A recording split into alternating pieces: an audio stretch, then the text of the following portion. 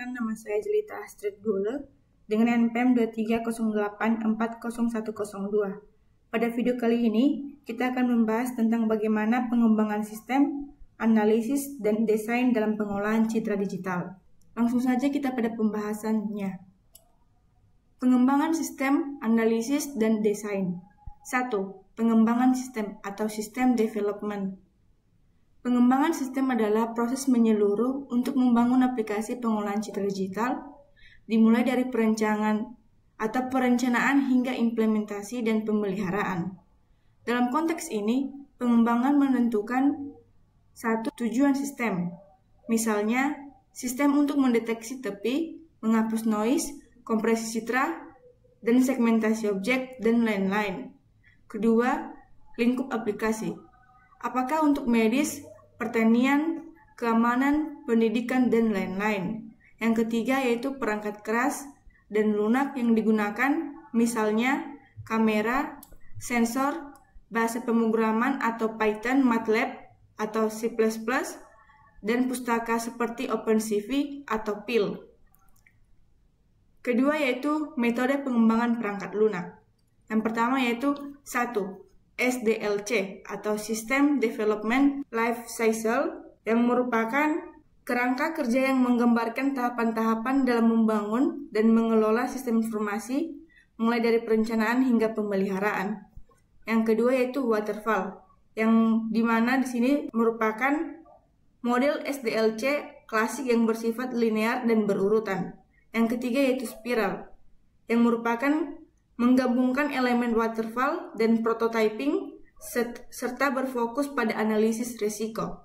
Yang terakhir yaitu Rapid Application Development atau RAD yang mengutamakan kecepatan pengembangan dengan menggunakan prototyping cepat dan umpan balik pengguna secara langsung. Secara umum, semua metode di atas menggunakan tahapan-tahapan seperti yang pertama yaitu tahapan 1, analisis.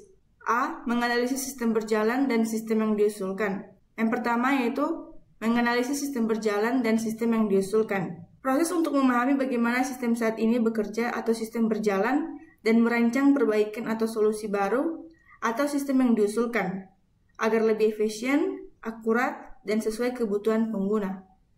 Kedua yaitu alat bantu seperti UML, DFD, dan flow system. UML adalah diagram standar untuk menggambarkan struktur dan perilaku sistem, misalnya seperti use case, activity, dan class diagram. Sedangkan DFD yaitu yang menjelaskan alur data antar proses dan penyimpanan data dalam sistem.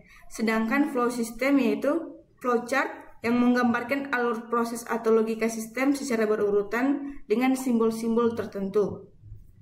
Ketiga yaitu metode pengumpulan data, di mana di sini dapat dilakukan secara wawancara langsung, observasi, dan studi pustaka dari buku, jurnal, dan internet. Tahap 2 yaitu desain. Yang pertama yaitu desain UI atau Visio, Figma, Balsamic, dan Word. Kedua, desain base data yang dapat merancang struktur data yang efisien dalam bentuk tabel, relasi, dan diagram seperti ERD agar data mudah disimpan dan diakses. Yang ketiga yaitu implementasi. Yang pertama yaitu coding atau pemrograman. Yang kedua pengujian atau testing sistem.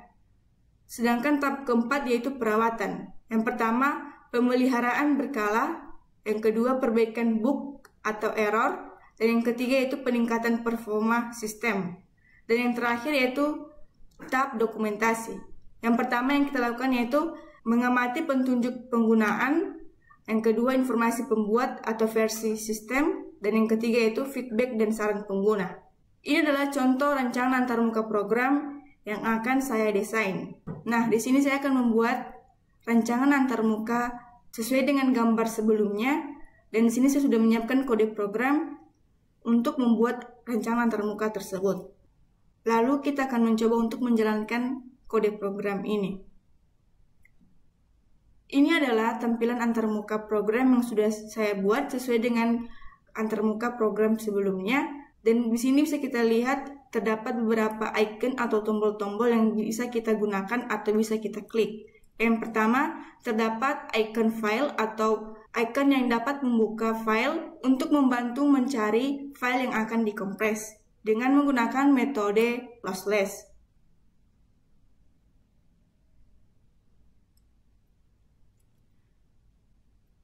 Ini adalah contoh gambar yang sudah saya ambil dari file sebelumnya, dan kita akan mencoba untuk mengkompres gambar ini. Nah, di sini bisa kita lihat progress bar dimulai dari 0% ke 100%. Dan setelah siap dikompres, maka muncul text box seperti begini. Lalu klik OK. Kita bisa menyimpan gambar ini dengan menekan icon save ini. Kita bisa menyimpan sesuai dengan halaman file yang kita inginkan dan nama file sesuai dengan program kita. Lalu setelah kita siap untuk men-save gambar tersebut, maka terdapat text box seperti begini. Lalu ketika kita ingin mencoba untuk memprint gambar ini, kita bisa mengklik atau menekan icon pada halaman seperti begini. Maka terdapat beberapa bentuk print yang bisa Anda gunakan sesuai dengan kebutuhan Anda. Nah, di sini juga terdapat tombol help, di mana help ini berfungsi untuk menerangkan hasil dari gambar yang sudah kita kompres.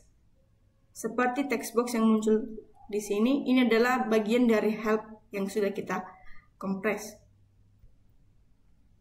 Nah, teman-teman, ini adalah contoh kode program antarmuka program sesuai dengan gambar sebelumnya. Semoga kode program Python ini dapat membantu teman-teman dalam belajar kode Python. Terima kasih sudah menonton. Bye-bye.